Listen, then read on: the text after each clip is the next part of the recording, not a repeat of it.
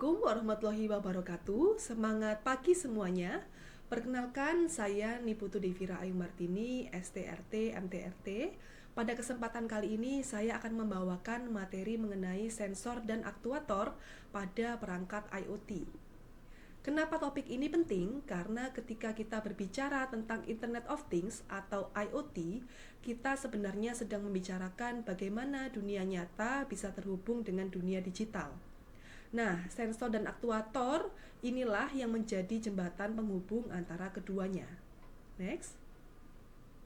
Kalau kita ibaratkan sistem IoT seperti tubuh manusia, maka sensor itu ibarat panca indera seperti mata, telinga, kulit yang bisa menangkap informasi dari lingkungan.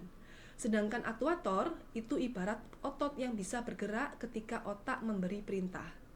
Jadi, sensor berfungsi menangkap data, sementara aktuator bertugas melakukan aksi. Keduanya saling melengkapi. Tanpa sensor, sistem tidak tahu kondisi lingkungannya. Tanpa aktuator, sistem tidak bisa merespons atau melakukan perubahan. Next. Sensor adalah perangkat yang bisa mengukur suatu besaran listrik maupun fisik, lalu mengubahnya menjadi sinyal listrik yang bisa dipahami oleh microcontroller atau komputer.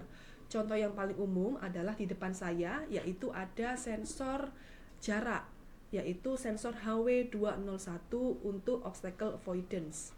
Kemudian ada sensor sudut atau gyro, yaitu kita pakai sensor GY521 untuk menentukan sudut.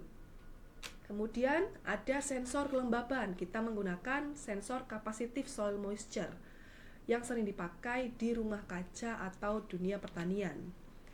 Kemudian selanjutnya ada sensor cahaya seperti LDR untuk mendeteksi intensitas sinar, ada sensor gerak atau PIR yang sering kita lihat di lampu otomatis, ada sensor gas yang digunakan untuk mendeteksi kebocoran gas. Dengan sensor ini, sistem IoT bisa merasakan lingkungannya. Next.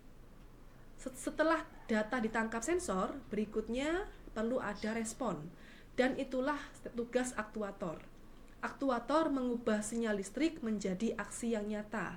Misalnya ada di depan saya ada motor stepper yang berputar untuk membuka pintu otomatis. Kemudian ada motor yang lain, yaitu motor servo, gunanya sama seperti motor stepper. Kemudian ada aktuator yang lain, yaitu pompa yang digunakan untuk membuka atau menutup saluran air. Kemudian ada relay yang digunakan untuk mengaktifkan lampu atau pompa air. Selanjutnya ada solenoid yang bisa membuka katup air. Kemudian ada heater atau elemen pemanas yang bisa mengatur suhu ruangan. Tanpa aktuator, IoT hanya berhenti pada tahap mengamati. Dengan aktuator, IoT bisa benar-benar bertindak. Baik sensor maupun aktuator sebenarnya termasuk transducer.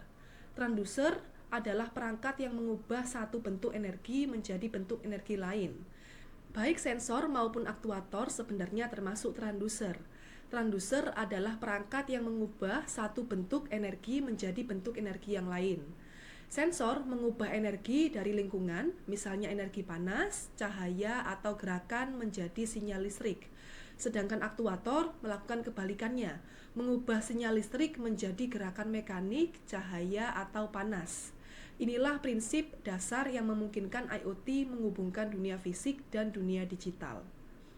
Sekarang mari kita lihat contoh nyata integrasi sensor dan aktuator, yaitu pada rumah pintar atau smart home. Ada sensor gerak yang mendeteksi orang lewat, lalu otomatis mengaktifkan lampu. Kemudian nantinya ada sensor suhu yang memantau kondisi ruangan, lalu mengaktifkan kipas atau AC. Bahkan ada sensor pintu dan jendela yang bekerja dengan aktuator alarm untuk mendeteksi keamanan rumah. Semua ini membuat rumah kita lebih efisien dan nyaman. Next. Namun, memilih sensor dan aktuator untuk proyek IoT tidak bisa asal-asalan. Ada beberapa kriteria penting. Yang pertama, kriteria atau faktor ekonomi. Berapa biaya perangkatnya, apakah tersedia di pasaran, dan seberapa lama masa pakainya. Kedua, Lingkungan, seberapa besar konsumsi daya, ukurannya apakah cocok dipasang di perangkat kecil, dan apakah sensitif terhadap gangguan seperti debu atau kelembaban yang tinggi. Faktor ketiga, karakteristik teknis seperti sensitivitas sensor, rentang ukur, stability data, error yang mungkin terjadi, serta waktu respon. Dengan mempertimbangkan semua ini, kita bisa memastikan sistem IoT yang dibangun bekerja optimal dan handal. Next, sebagai kesimpulan, sensor dan aktuator adalah elemen inti dari perangkat IoT. Sensor membuat sistem bisa merasakan kondisi sekitar, aktuator membuat sistem bisa bertindak sesuai kebutuhan, sedangkan kombinasi keduanya menghadirkan otomatisasi, efisiensi, dan kenyamanan dalam berbagai bidang kehidupan. Mulai dari rumah, pertanian, hingga smart city. Semua bisa dikembangkan berkat peran penting sensor dan aktuator. Demikianlah presentasi tentang sensor dan aktuator pada perangkat IoT. Semoga penjelasan ini bisa memberikan gambaran yang lebih jelas tentang bagaimana perangkat sederhana seperti sensor dan aktuator dapat mengubah cara kita hidup di era digital ini. Terima kasih atas perhatiannya. Wassalamualaikum warahmatullahi wabarakatuh. Semangat pagi.